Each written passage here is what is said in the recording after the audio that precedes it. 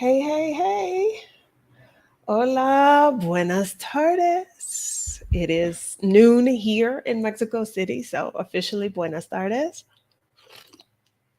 How are y'all doing?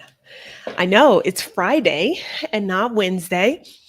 If you are getting the notification and you're like, but hold on, wasn't Adelia supposed to go live on Wednesday night? That is when we normally go live. But there are special occasions when we go live middle of the day on Fridays, and this is one of them because Wednesday I was in El Salvador, and the way the itinerary was set up, I was on my way to, depending who you ask, Carnival or La Fiesta.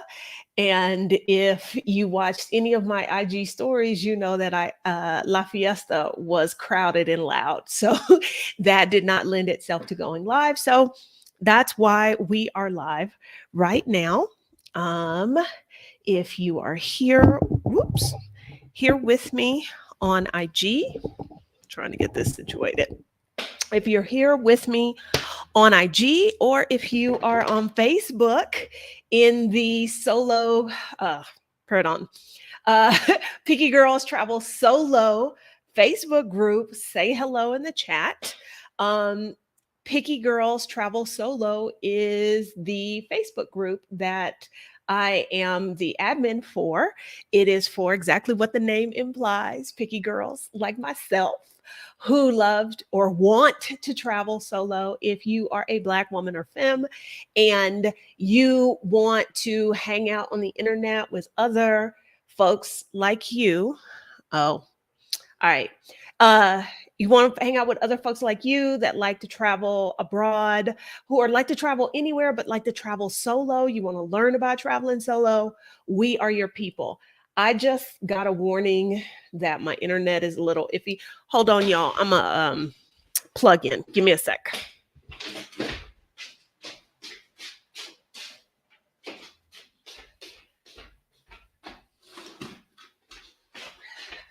Please forgive me for not doing this before. I just got back to Mexico City yesterday and I didn't think about all of these things. So, hey, y'all.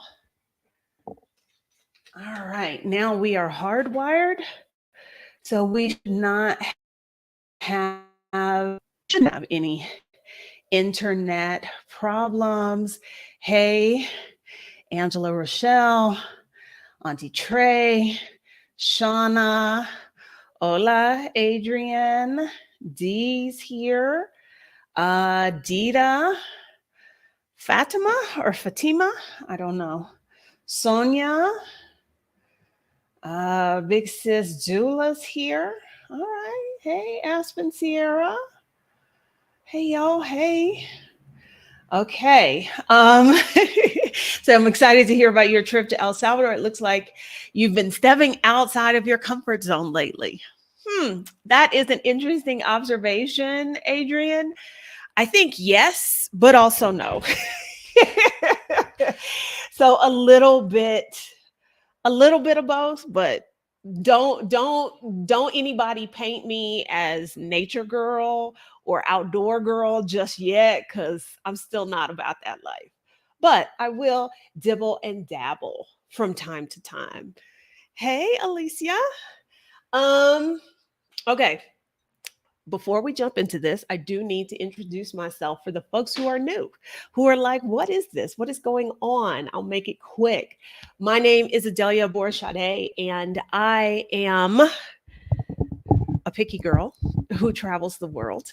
But more importantly, I am someone who helps women, particularly Black women, women of color, um, figure out the financial piece so that they can live the life they love. I am a financial educator, a relocation specialist. I coach women on how to invest, how to budget, how to rein in their spending, really develop their financial confidence so that they can live the life that they want, which is what I have been doing for the last 6 or 7 years, which just as an example means that this was it this time last week I was in Cuba?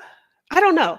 2 weeks ago I was in Cuba. Last week I was in El Salvador because that's the kind of life I want to live, and I want to help you do that as well. So, those are the kinds of things we talk about on this channel. We talk about solo travel. We talk about living abroad. We talk about money, and a few other things. So, if any of those sound interesting to you, go ahead and subscribe and come hang out with us regularly. All right. So, introduction done. If you are watching this on the replay, hey to you too. Glad you popped into our little piece of the internet. And if y'all have got questions about El Salvador, ask them in the chat. Maybe I have the answer, maybe I don't. I don't know. But going back, why is the internet saying, why is it telling me my connection is unstable? I am not on Wi-Fi. I am hardwired. I don't know. I don't know. Okay. So going back to Adrian's comment about I seem to be stepping out of my comfort zone a little bit, especially with this trip to El Salvador. Let's talk about that. Like, how on earth did I even end up going to El Salvador? Because it is not a place that was on my list. And it really goes back to maybe a little bit over a year ago when a friend of mine was getting ready to go to El Salvador. And that was the first time it even occurred to me that, like, people went to El Salvador as tourists because the information that I knew about El Salvador did not lend it to being a sought after tourist destination.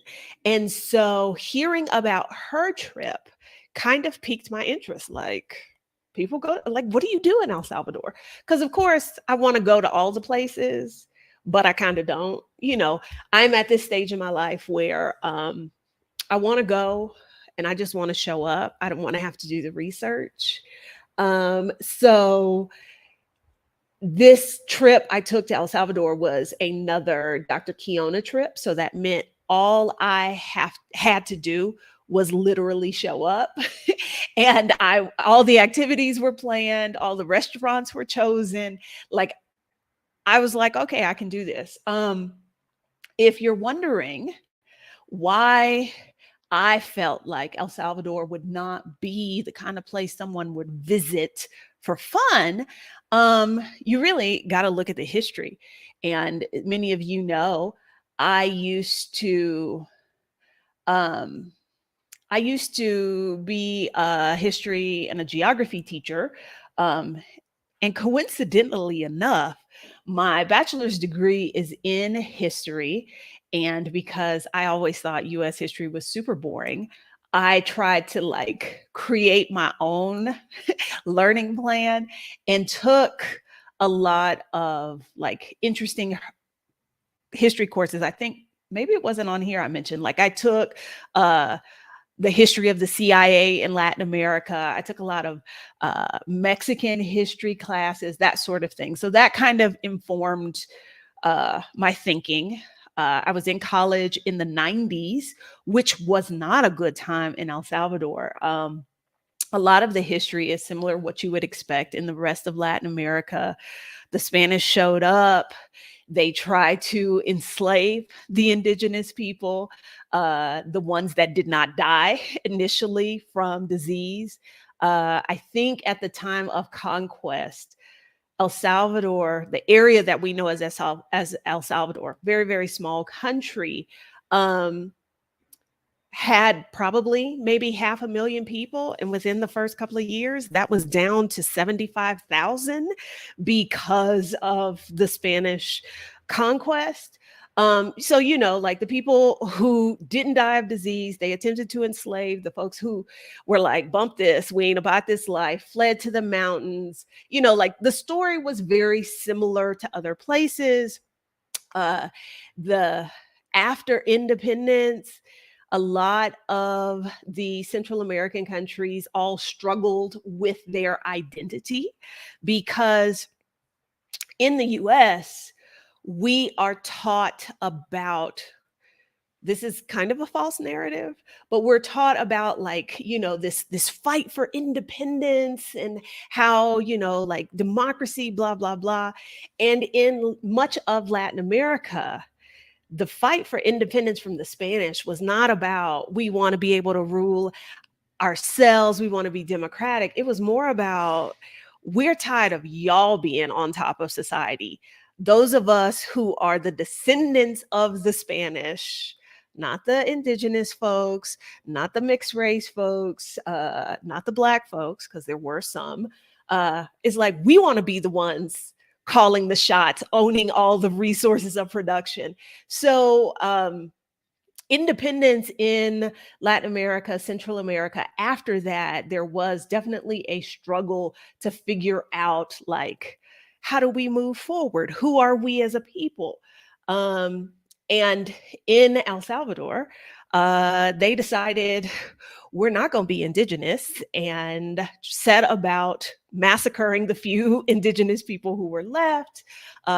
Lots of income inequality, and corrupt regimes, which then led to a civil war that was at the same time as the civil war, like in Guatemala.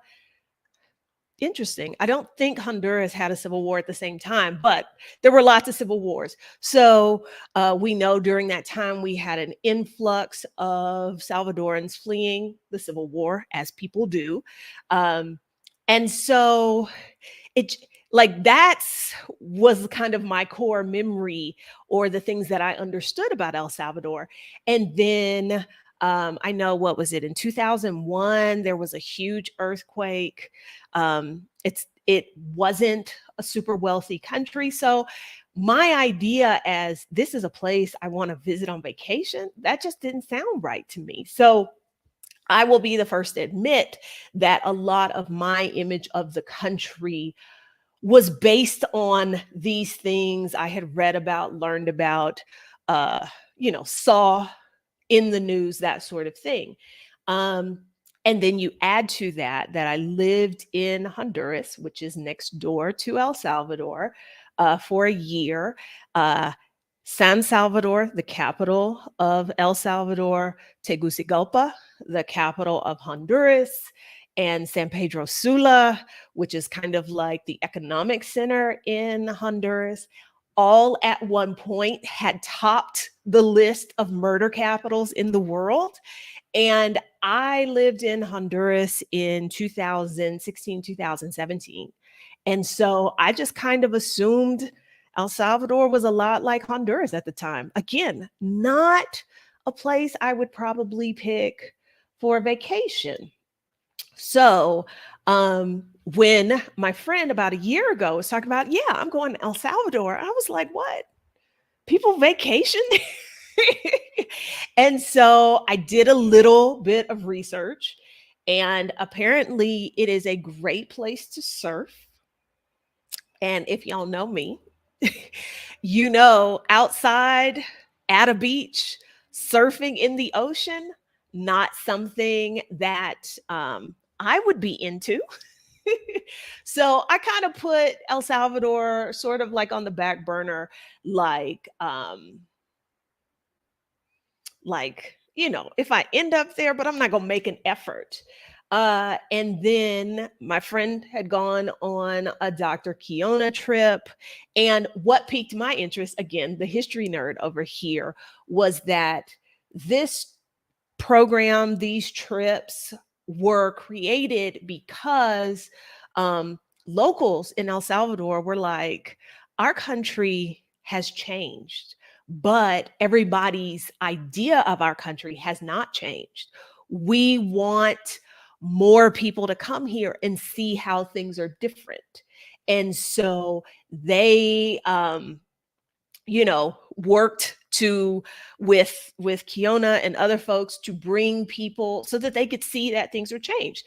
And all of her trips have like an educational piece to them. And I was interested in knowing more about the Civil War. So that's like what piqued my interest, and made me want to like give it a try. Like I'd see. I'm If you've watched any of the videos on my channel, you know I'm not going to talk about like, oh, don't go to this country because it's not safe, because safety is an illusion. Okay. So never in my mind was there an issue or a concern about safety. Because again, I'd lived in Tegucigalpa. I lived as a Black woman in the United States. Like safety, that's not the thing. But I wanted to learn more about the country, and I wanted to hear it from Salvadorans. So that's how I ended up being there. And as the title of this video says, or the thumbnail, I was surprised. I was wrong. I was wrong. I think the folks on the trip with me probably got tired of hearing me being like, "Ooh, wow." Like soon as I landed in the airport in San Salvador, because I have transited through that airport before, flying from Houston to Tegucigalpa. I transited in that airport. And there was someplace else I went. I transit. And as soon as I got off the flight, when was that? Friday last week, I was like, "Ooh, this is nice." Like how the infrastructure in some areas had improved at the airport alone. Like that whole experience was different. And then when we got outside the airport, I was like, what? So the whole trip, the whole week I was there, I was continually surprised that my preconceived ideas about the country were incorrect. And again, y'all go ahead, drop your questions in there in the chat so we can talk about them. uh Marissa, there's a whole lot of truth in what you're saying, especially in on this trip, because part of the educational piece was talking to people uh, who had survived various massacres that had been perpetrated during the Civil War. We heard firsthand from someone who was, in essence, a child soldier. And just in him recounting things to us, I thought to myself, like, the trauma, there were several people we spoke to, and in telling their story, you could see them get emotional. And I'm thinking that this is a country that was ravaged by like massacres and civil wars, like the collective trauma that must exist that probably hasn't been tended to. So like, yeah, um, it's wild. It's wild. Okay. So again, if y'all got questions, drop those and we'll talk about it. What about El Salvador? That I'll answer as best I can, or about my trip specifically. Rebloom Room, I can't help, I can't fight the teacher urges. So anytime I get a chance to get in that space, I'm gonna be there. So what did I do on this trip? I surfed because that's the area that we stayed in. We flew into San Salvador and then we drove about 40 minutes outside the city to the coast to an area known as La Libertad, which is kind of, I guess that's the state. They don't have states, they have departments. And there in that particular state, we went to El Tunco, which is also known as Surf City. So surfing is a big piece of that. We had a day where there were surf lessons, and I do not like the beach. I do not like the ocean. I do not like sand. I don't like any of that. But I figured since I was there, I might as well try and do the things that, people do. So I participated in the surf lesson. I'm we're there were videos taken of the surfing, and so I'm trying to comb through them to see if we actually caught footage of me surfing. There is footage of me when I was like, "Okay, I've had enough of this. I'm done." And I came back. I know. Is this not shocking? And this is what I tried to communicate to the guy who was teaching me and a few other people. I was like, y'all just don't know. This is not me. But I was like, I will try it and we will see how it goes. Because again, I don't like the ocean. I don't like any of that. So I did the surf lesson. Surfing is hard AF. I did I get up on the board? If I did not stay up very long. I very quickly fell off.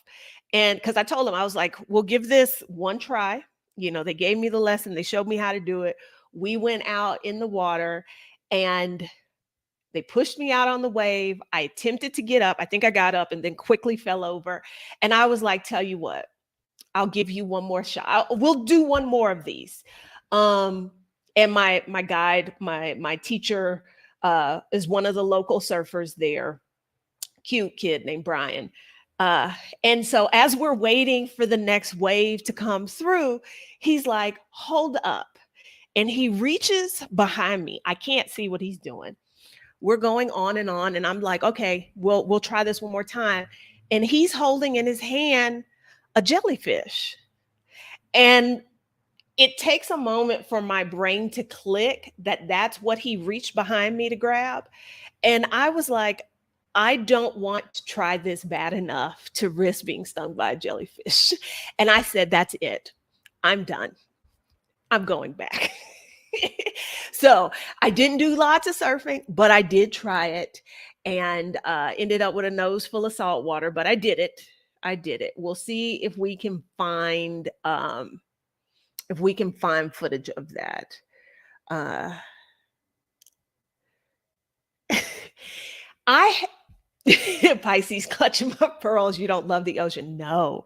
Now, looking at the ocean, where we stayed is the last locally owned beach house. So literally, you look out the window, I could see the ocean. I'm sitting at the pool, I can see the ocean. We would walk right out of the property and bam, the ocean was there. So looking at the ocean is fine. Getting in it, interacting with it, that is not my jam, not at all. I I I got I got up, I think. That's why I said we got to find the video. Or maybe I fell as I got up because the amount of time I was actually up on the board uh was not it was not very long. It was not very long, but I did it. I did it. Okay. Okay. All right. So yeah, I surfed. We had multiple, lessons. We met with an anthropologist who talked about, and this is one of the things, this is probably one of my favorite sessions.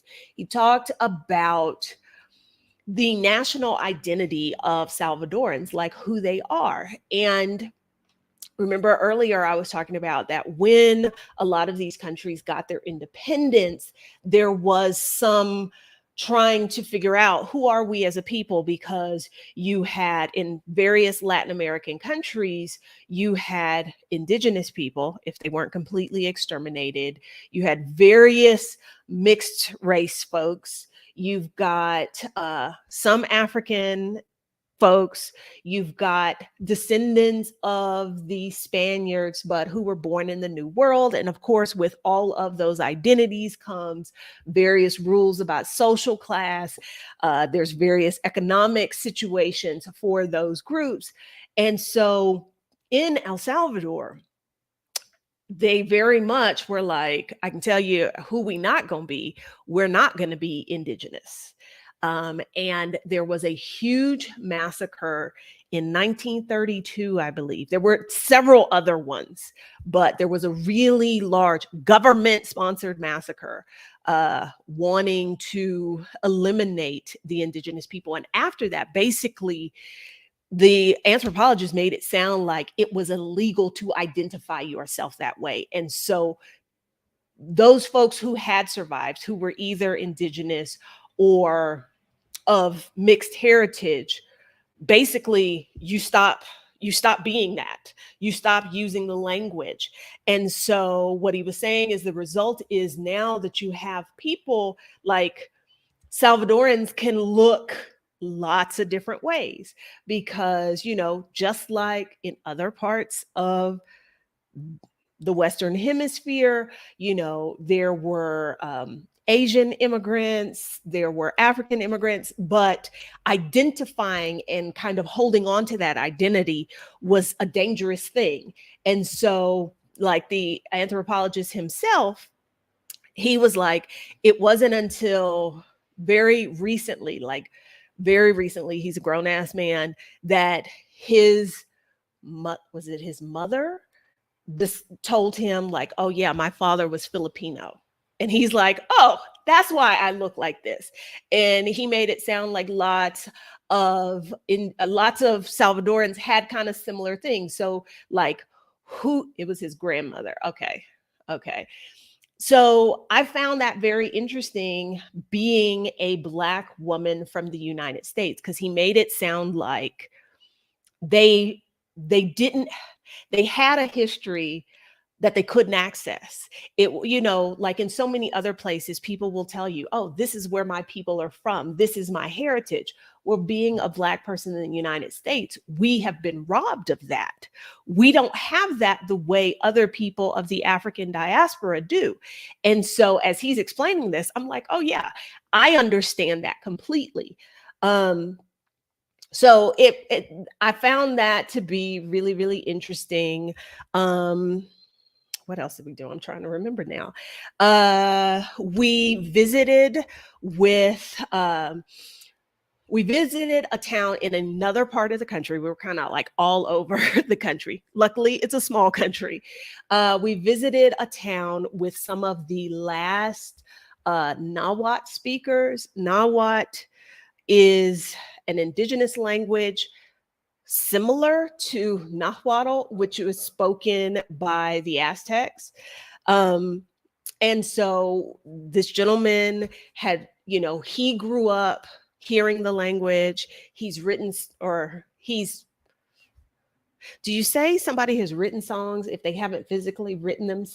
He created songs in that language and he performed for us. His family also makes pottery. And so like all by hand. And so we spent the day with them.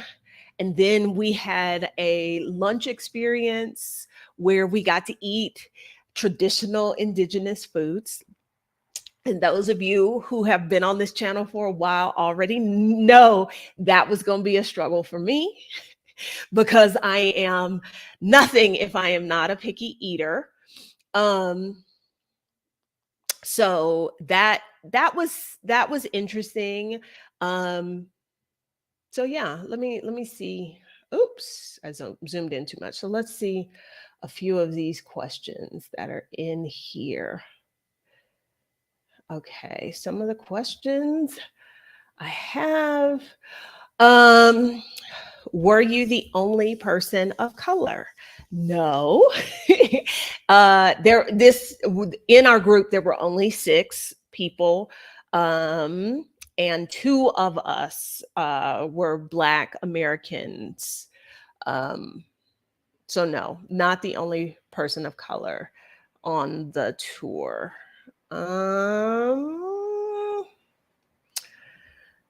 Visa requirements process.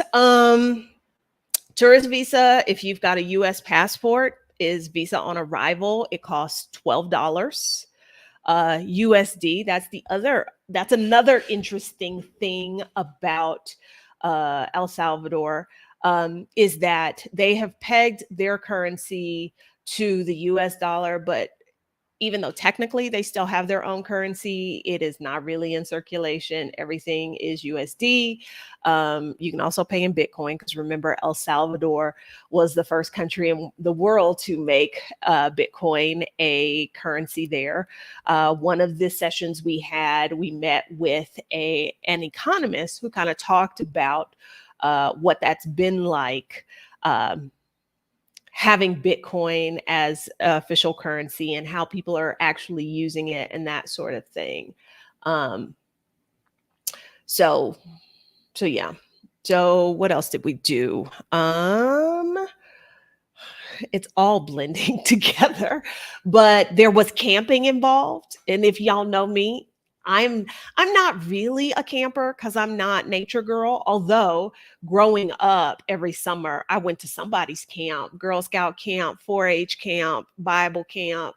I was always at somebody's camp, but like I'm not a serious camper. But we had the privilege of spending a night on top of a mountain that the mountain was in Conchagua and very close to the borders of with Nicaragua and Honduras. And so we were looking out incredible view and you could see Honduras kind of over to this side and Nicaragua was over here. So surfed, I camped, I tried a little tiny bit of indigenous cooking. What else did we do? We went to La Fiesta. First week in December, I guess there is always in that part of the country a very big like music festival, and there were y'all. This was what Wednesday night. Today is Friday. So I didn't really know what to expect. Adria Tolliver is in here. Hey, hey. um, so I really didn't know what to expect. We just knew it was a music festival. And so as we drive, it wasn't in El Tunco, it was in La Libertad. Lots of traffic. We get out. It's kind of like a block party on steroids. There are food vendors, there's people selling beer, there are multiple music stages, thousands of people are in the street. We are this group of 6 foreigners, along with probably Kiona was there, so I guess she counts as a foreigner too. So 7 foreigners, and then there were several of the surfer guys who were with us. They're local. We make our way through the crowd and we make it to this one music stage, and it is a famous, however famous you are in El Salvador, cumbia band performing.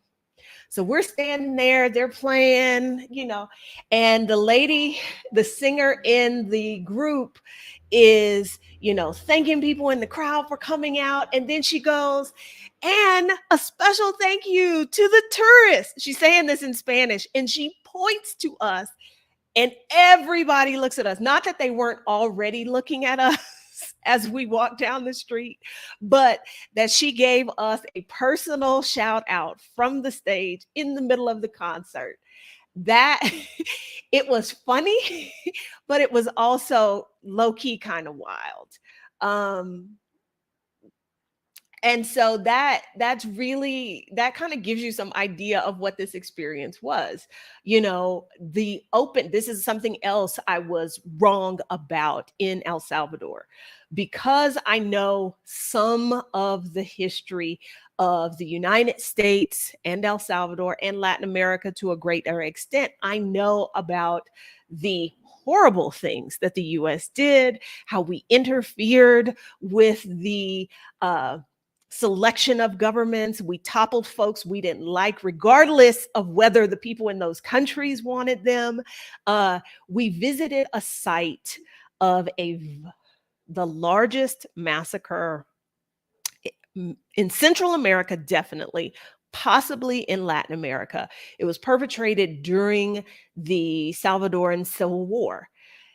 And what makes it, for me, it just adds to the level of ugliness, is that the government battalion, military battalion, or whatever, that perpetrated this massacre against their own people was trained by the United States. They were funded by, like, literally, they had weeks earlier returned from the United States and gotten training. And I can only assume they then deployed that training, massacring their own citizens. So I was very concerned about how I would be received, or how we would be received as people from the United States, when our country had done so much to create the negative situation that had existed there. And I was wrong about that. The people were very, very open.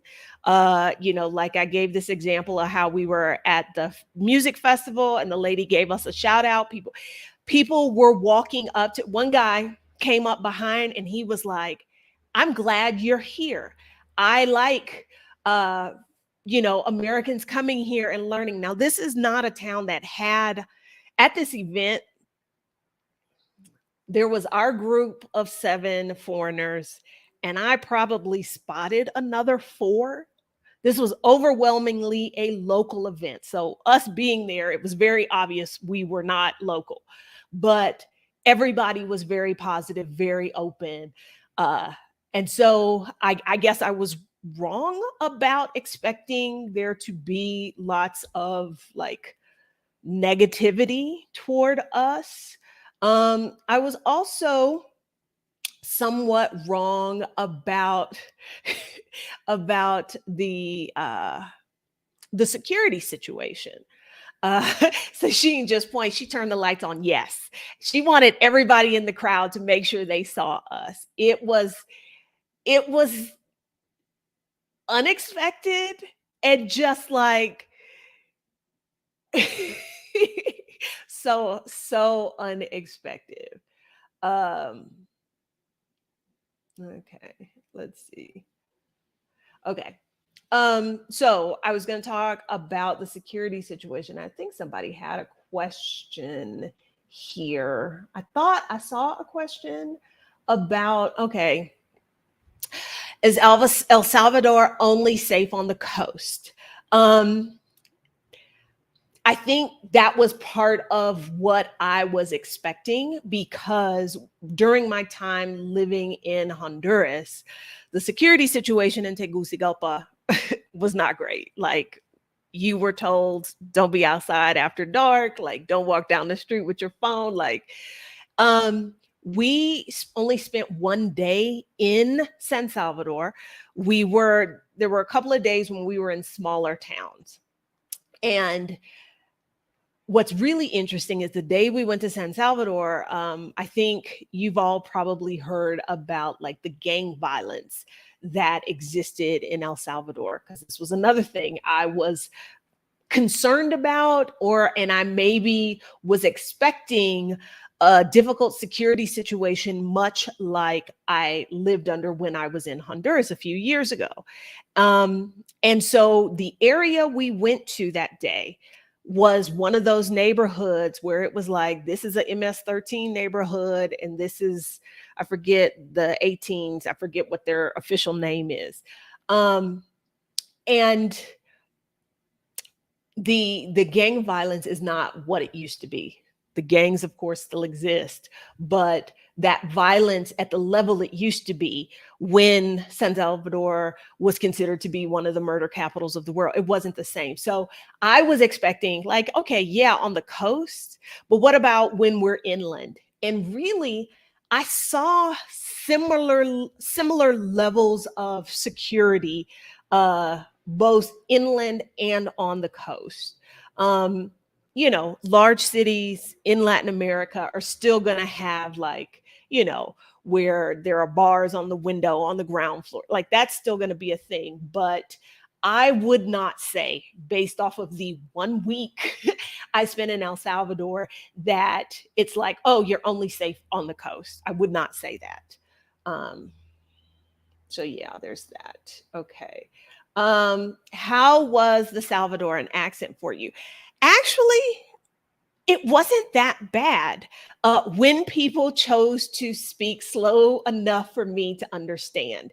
Um, the Salvadorans are like the Cubans and like who else is it that swallows the end of their words? They do that too. So like it was like, oh, there's an S at this word at the end of this word. We're not going to bother to say that. You don't need that. So there was a lot of that.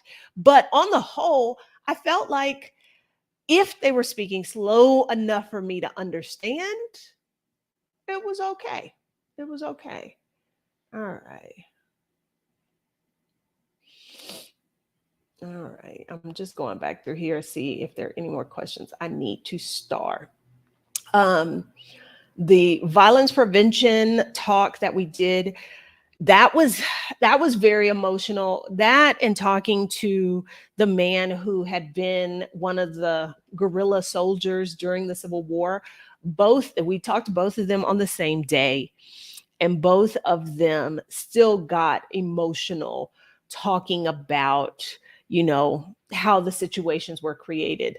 And in the violence prevention talk, the irony of this, that one of the guys who was speaking to us was like, he got into this work because, or part of the work he did, he went to the US for training on violence prevention, like to help with the gang problem in the US. And he was like, he was explaining this in Spanish, and he said something about it was ironic. And then he was going to proceed to explain, but he was trying to think of the right words. But we got why it was ironic, because the gangs that created such a horrible security situation in El Salvador, those gang members learned a lot of their murdering and like extortion techniques from the US prisons they were put in.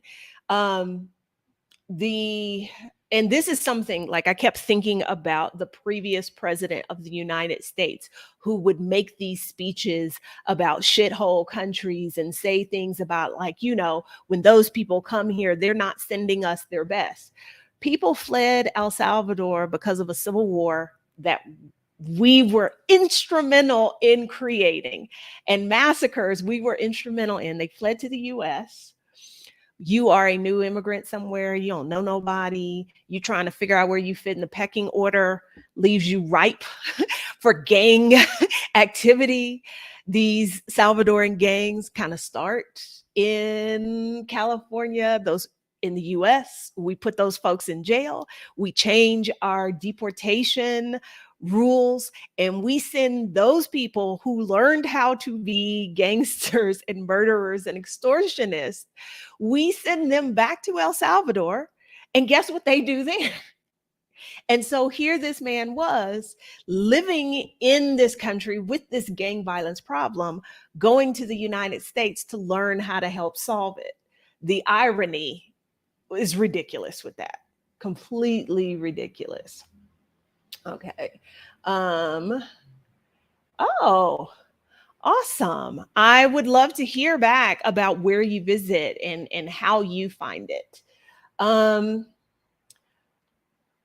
so yeah, as I said, y'all, I was carrying around a lot of old information, and this is one thing we don't get in the media. We hear about these horrible things that have happened in countries, but we weren't really hearing about the changes that had taken place. Like they don't report about, like on the US news, which I don't really watch anymore, but I'm going to hazard a guess that there was nothing reported about data that was recently released, like last week, that named El Salvador as the safest country in Latin America, Central America, Latin America, because the murder rate is so low. Like, did anybody hear anything about that? Now, am I saying that everything is great and fabulous? No, because there's definitely some things that are concerning. Just like it's hard to find a country these days that there isn't something concerning about them. Um, you know, okay, so safest in Latin America. uh, Part of that, what has made it that safety, has basically been the introduction of something that the closest I can equate it to is sort of like martial law, that basically folks who are congregating in large groups are assumed to be involved in gang activity, and there is reason for them to be incarcerated until they can prove that they're not. Um, on the one hand, folks who have lived through the Civil War, they lived through the worst of the gang violence. On the one hand, they're like, great, we feel so much safer. But on the other hand, there's like the absence of due process there. That's a very slippery slope, because all it takes is for somebody to say, hey, oh girl over there, she's involved in the gang, she's hiding gang members, and then all of a sudden you are on the other side of that. So there are definitely things uh that are concerning, but it definitely wasn't the place that I had expected it to be. Like, and maybe I kept trying to like put a finger on like, why was I so like, oh my gosh, I didn't know it was this nice. And I think part of that was my time living in Honduras, and like how restricted a lot of my movements were because of the security situation. And then I get to El Salvador, and people are like on the street. They are using their cell phones. You don't have to be buzzed into businesses. You just walk in from the street. You can see from the street. We went to this gorgeous restaurant that was like on the side of a cliff to see the sunset. Um, you know, I had no idea about the development of the surf culture there. Um, so yeah, I mean, a lot of what I was wrong about was my own ignorance, the things that I didn't know. I knew enough to form an incomplete opinion. So I am very glad that I went, and that I got a chance to hear from Salvadorans themselves, to tell me the story of their country, what they like, what they don't like, what has changed, what has not changed. Because there were people we talked to, there were some people who we talked to that like love the president, think everything he's doing is great. And then there were other people who was like, this is some bullshit. This is the same. We still fighting for the same thing we were fighting for 40 years ago at the start of the Civil War. Nothing has changed. Being able to hear that from the people in the country themselves, that to me was absolutely priceless. Okay. Let's see. What other questions did we have? Uh, Sonia said, I see. It was back in my head, but I wasn't sure if it was safe for a female solo traveler as I was a teenager in the 80s. Okay. Again, safe. That word is, I guess that's a trigger word for me. Is it safe for female solo travelers? How safe are we anywhere? A lot of what we think about as safe is about our perception. We feel safe. So how safe we actually are, I don't know. But was I concerned about being robbed or murdered or anything like that? No, I was not. It would be after dark, after, I'm not gonna say after, was it after midnight? Walking back to the beach house, like I felt fine. I felt good. I did not feel threatened. Um, let's see. Cost of living. Because things are on the dollar, I don't know. Some things, like when we were in touristy kinds of areas, You've got to wonder, are these tourist prices or what have you? Okay, so we were in, I guess, what we would call a tourist area in El Tunco, and we went to a place to get pupusas. They were like $1 a piece. Compare that to like, what do I pay for a gordita here in Mexico? I might pay 20 pesos, which is about $1.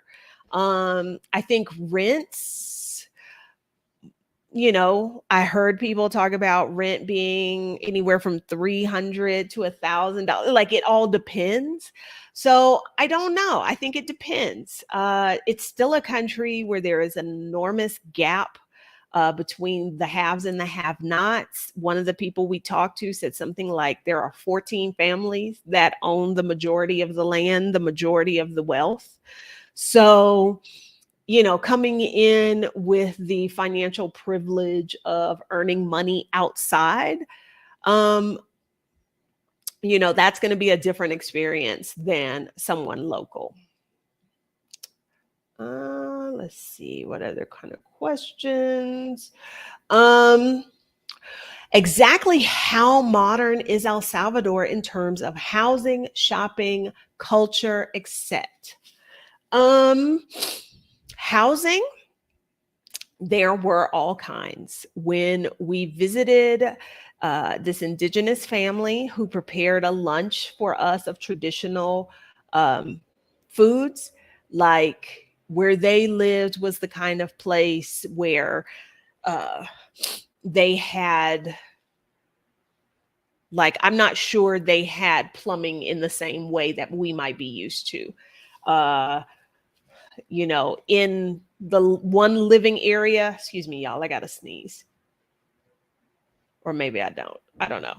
Okay. In the one area that I could see into, like, I think it had a dirt floor. But then there are, like, we went to a lake and we went out on this lake surrounded by volcanoes. Beautiful, beautiful. And there are $1 million houses. So modernity exists. Is it easily accessible if you are poor? Probably not. Probably not.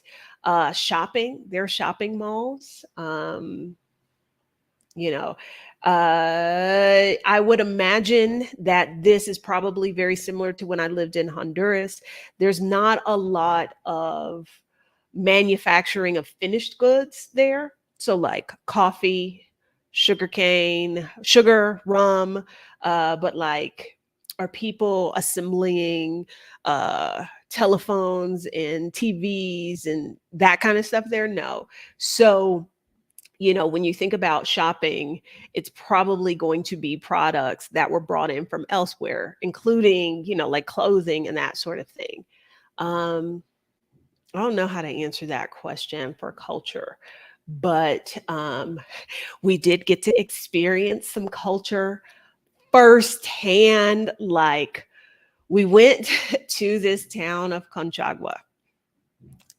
And this is, again, one of the things about doing these tours with Dr. Kiona.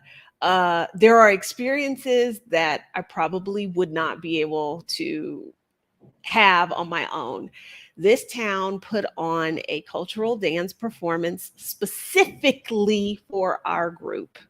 And then we were, some of us were thrust into that dance. So, like, got to experience all sorts of culture, got to experience the surf culture, some of the indigenous culture with Tazine, who was singing us Nahuatl songs. We danced in the city square of Conchagua.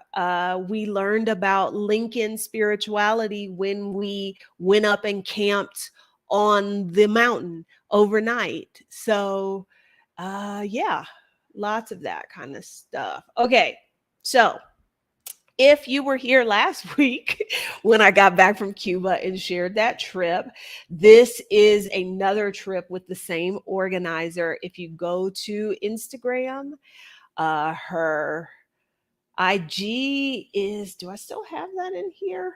Let me see. I think I do. Dr. Kiona does these educational travel trips. That's the kind of trip I took to Cuba. That's what this was in El Salvador. I believe she is developing trips to a few other places like Norway up in Lapland, Hawaii, and I think somewhere else, but the location isn't coming to me. So that's where I how I ended up there. Okay, how do I make that go away? All right. So that's how I found out about this tour. I wish I did have a good suggestion. I'm because unlike in Cuba, when I would hear something and I couldn't immediately Google, so we were at various places, and then I could at least Google to do a little bit of more reading on certain things. But if I find one, I will let you know. I am really looking for something that sort of uh, I'm looking because I see some strong similarities, like when you look at Central America, particularly Guatemala, Honduras, and El Salvador. Um, and so I'm looking for something that tells the story of those three together, because I feel like there's some intertwining there. But at the moment, I don't have anything. But if I find some, I'll let you know. Okay.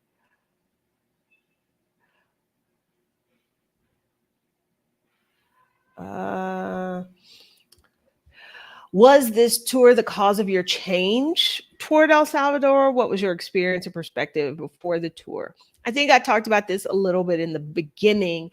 I don't know that the tour itself, like, changed my mind, opened it up. It was just the fact that I was there. Like I said, from the minute I exited the plane, it was like I'm walking through the airport and I was like, oh, this is nice. This is different. This has changed, because I'd been to that airport before and it was nothing like that. It was like we were cattle being herded into this giant hall. And this was very intentional. Like, there was an art space and there were restaurants. Like, that was not what it was like before. And again, with my own experience living in Honduras, there were certain things that's just what I was expecting to see in El Salvador as well. So if it's a place that is on your list that you've been kicking around the idea, I think it is definitely worth a visit. But I think you also need to know what kind of traveler you are. If you are somebody who wants, like, coming to Mexico City, a place where there are the most museums of any city in the world, that's a certain experience. You're not going to find that in El Salvador. But if you like nature, you like being outside, you want to surf, I think it's a great destination. Let's see.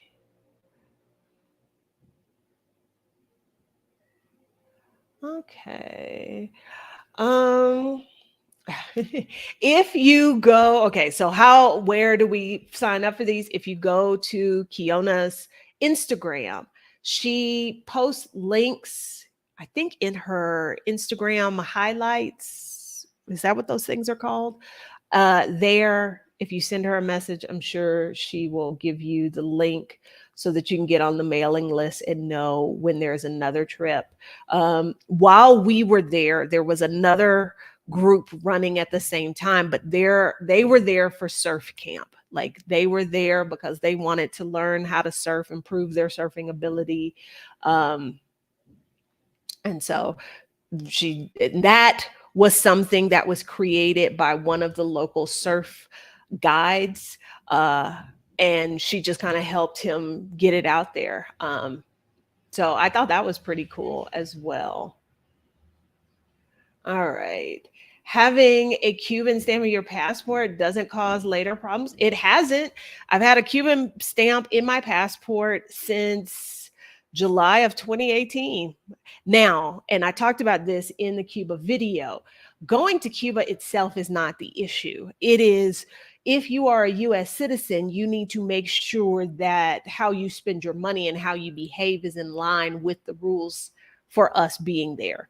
And you need to be able to prove that you didn't do the things we're not allowed to do, like spend money that supports the Cuban military. You need to be able to prove that. And there are ways to do that. So, and I mentioned somebody I know who applied for a job at the State Department who could not provide documentation to that effect. And so that resulted in them being passed over for that position. Let's see. Links are in our bio. Okay, so I think I hit all of the questions there. Is there anything else y'all want to know? Because I think I shared everything that I wanted to share. Will I go back to El Salvador? Yes. I think you will be hearing more about El Salvador from me in the future. Did you do the rainbow slide? Look how it didn't click to me in my head that that was in El Salvador or that I would even do it. But I did when we were in the capital before we went to lunch. I shared a video, and what's funny is I was planning to do like a lot of folks do when they go down the rainbow slide and use my cell phone to video it. And as soon as I get there, a boy's like, "You got no glasses, no, you can't have anything in your hand." So I was like, "Oh, I won't get any footage." My dear friend went ahead of me, so I thought, she's gonna be down there waiting on me. She's gonna have filmed me. I get down and she's just watching. And I was like, "But you ain't film me?" And she's like, "Oh no." But this random man who was standing there, I guess he was waiting for his friends to come. And because of how far away he was, he couldn't tell I wasn't one of his friends. So he actually had footage of me. And so we got him. I made Ivana ask him if he would send me the footage and added him on WhatsApp, and he sent me the footage. So yes, I went down the rainbow slide. But it wasn't even something I was thinking about until we ended up there. And I was like, oh, we're gonna do this. I don't know if y'all remember, I did a podcast episode earlier this year with Sydney Robertson, who did her Fulbright. Um, she did her Fulbright in El Salvador. And that was another reason I wanted to talk to her, because it was like, oh, that's not a place. Let me see if I can find a link to that. Again, that's not a place I would normally think that people would be trying to do that sort of thing. Let's see. Let me see if I can find the link to that podcast.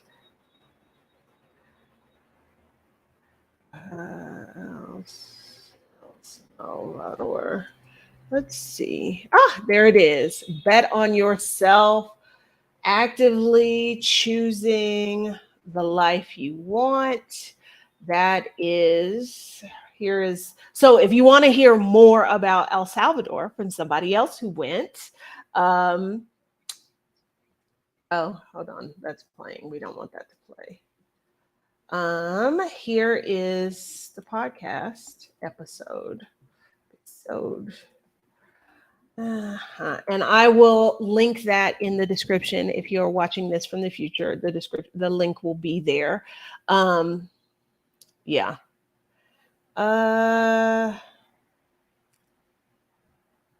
Okay, hold on. I see a few other questions here. So, yes, did the rainbow slide? What was your favorite educational class? I think it's really hard to pick a favorite because all of the classes were great. I think I enjoyed the anthropology, the like the anthropologist discussing the evolution of who the people of El Salvador are. Like, I had no idea. I'd never really thought about it, even though I live in Mexico, where there are Lebanese immigrants, that sort of thing. I didn't think about that for El Salvador. And like, the current president of El Salvador is of Palestinian descent, I think, Nayib Bukele. And so I think I enjoyed that one the most, but the anthropologist was not my favorite speaker. Of the people who spoke to us, there was a Civil War survivor who spoke to us that his presence is just like, I could listen to him talk to me about anything. So, but I enjoyed them all. Even hearing about Bitcoin, which y'all know I'm not a big fan of, but it's an interesting conversation to have when you're talking about a place that has had so many economic hurdles historically. So yeah. I was in El Salvador for a week last Friday. We flew in. I got back yesterday evening. I stayed at a beach house, a privately owned beach house on the El Tunco beach. I will say this because I know how some of y'all are. You forget that there are certain creature comforts that you might be used to in the US that may not exist other places. This is one of those places where you don't flush the toilet paper. So if that's a deal breaker for you, take El Salvador off your list. This is also a place where hot water might not be a thing. Because remember, in my previous talk with y'all about the need for a suicide shower, why you would have a shower head that has an electrical current through it is to heat the water, because hot water is not a thing in a lot of places. I had hot water, but there were lots of accommodations that wasn't a thing. So if you're thinking about visiting and hot water is a deal breaker for you, that may be something you want to inquire about. Okay. Main diet. I think in the coastal areas, lots of fish, but like the national dish, I believe, are pupusas, which are like gorditas, but very similar to gorditas. Did you talk about the food, typical dishes, fruits? Oh, you asking me about fruit? Tropical fruit. I don't know. There were, because fruits and vegetables are not my strong suit. There were like tropical fruits, corn, lots of corn, because again, if you go back pre-conquest, pre-Hispanic, the people who populated that part of Central America incorporated a lot of the same things you see in the areas that were under the Aztec, in the same areas that were controlled by the Maya. So corn's a big one. Most meals, I think, had some kind of rice. I don't know. Y'all know food ain't normal food is not my thing. Okay. Did I say I was going to make some announcements? Yes, there are announcements coming soon. Soon. Soon is not today, soon is not tomorrow, but soon there are going to be some announcements. Uh, the rainbow slide footage was on my Instagram story. Speaking of which, y'all been asking for salsa footage. Apparently, I thought somebody had footage of me dancing in the salsa class in Cuba. There was none. I'm not in any of it. But there is salsa footage from last night here in Mexico City. So if you want to see how much my 5 salsa lessons paid off, go check that out. It's in my Instagram story. I do have plans to make more formal content on Cuba, on Scandinavia, on El Salvador. And so the rainbow slide footage will probably make an appearance in there as well. Okay. Bugs and critters. Are there any? Yes, it's the tropics. So all of them. Geckos. I don't like geckos. They make a weird noise. I don't like how they move. Am I glad they were eating mosquitoes? Yes. Did I like the thought of them hanging on the wall behind me and that they could fall off on me? No. So, yes, mosquitoes, you need insect repellent. There are lizards. I didn't see iguanas. So I don't know if that's because El Salvador only has a Pacific coastline, and the only place I ever saw iguanas in Honduras were in the Bay Islands, which are on the Atlantic side, the Caribbean side. So I don't know if they had iguana. Well, somebody did say, and how serious this is, I don't know. But somebody did say that a lot of like the small animals, they don't have those anymore because during the Civil War and stuff, people were starving and they ate them all. I don't know if there is any truth to that, but bugs, yes, there are bugs.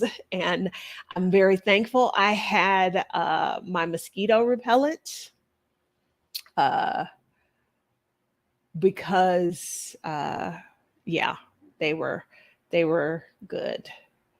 They were out there. Now, here's the thing I found interesting about the pupusas. I did not know that those were a thing in El Salvador. I knew they were a thing in Honduras. I feel like the only people I had ever heard talk about pupusas were Hondurans. And so everybody's like, "Oh, we getting pupusas. We having pupusas." And I was like, "Oh, are they similar to the ones in Honduras?" I asked local Salvadorans that, and they were like, "They got uh they have pupusas? I thought they just had baleadas." So yes, very popular. I had the bean and cheese seems to be a very popular one, which was a different thing for me. But I had one that had shrimp and I had one that had chicharron in it. So I was like, this is great. This is fabulous. Uh, oh, my friend here. When y'all ask me questions about food, you need to just remember who I am and adjust your questions accordingly. I was able to eat. Um, there were places that had things that I could eat, but y'all know better than asking me about produce. I saw it for sale. I saw that people had it. See, F Doctor know what's up. Okay, so let's talk about these beans. Because the beanie tasting beans came up because I they were ordering pupusas for everybody, and I was like, so what's the choice? And they were like, bean and cheese or bean cheese and this other thing. And I was like, y'all don't have pupusas without beans? But I didn't want to make anybody's life difficult. So I was like, I'm gonna try this bean and cheese pupusa. Maybe the beans aren't super beany. I ate maybe a fourth of it, and then I gave it to Ivana. And she had no complaints about the beanie beans, but they were tasting beanie to me. So I didn't eat them. What was the climate weather like? Hot and humid, although it was dry season. So not as humid as it might be if you came during the summer, but it was low 90s, high 80s. So be prepared to sweat a lot. Um, we were in El Tunco on the coast. It was to me cooler than it had been in uh, Havana in Cuba. But like when we landed in San Salvador, when we were at the airport walking to the car, your girl was sweating. So hot. There's a wet and a dry season. Uh, I'm thinking you probably don't want to be there during the wet season. Okay. All right. So iguanas are endangered. Okay. That makes sense. That makes sense.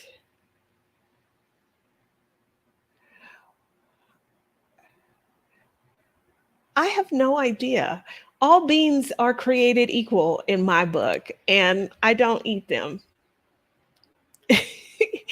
I did mention in the video last week that there was one time when I was in Oaxaca when uh we went to this little taco stand and we asked the little lady who was there, like, could she make mine without beans? And she was like, yeah. And then there were still beans on it, but they did not taste like beans. So I don't know if that's a specific kind of bean. I don't know if that's a specific kind of Oaxacan cooking technique, but um yeah, the beans in Cuba and the beans last this past week in El Salvador tasted like beans. They tasted beanie to me, and so I did not want any part of that. So okay. Okay. All right. So I think we covered all of your questions. So, like I said, I would definitely visit again. I am enthusiastically happy that I did visit and I got to see the changes that had been made. And am acknowledging, and I hope y'all picked up from what I said, that how much has changed for the better is going to vary by who you talk to and their age. The people we talked to who had lived through the Civil War,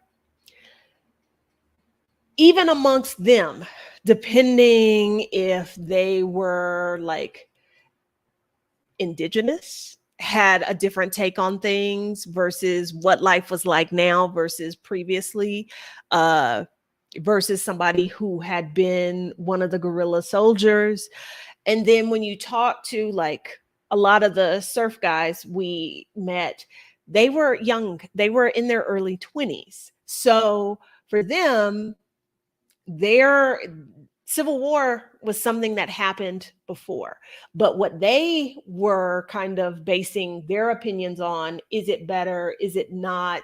They came up through some of the worst of the gang violence. So that then impacted their opinion. So I'm really glad that we got a variety of opinions.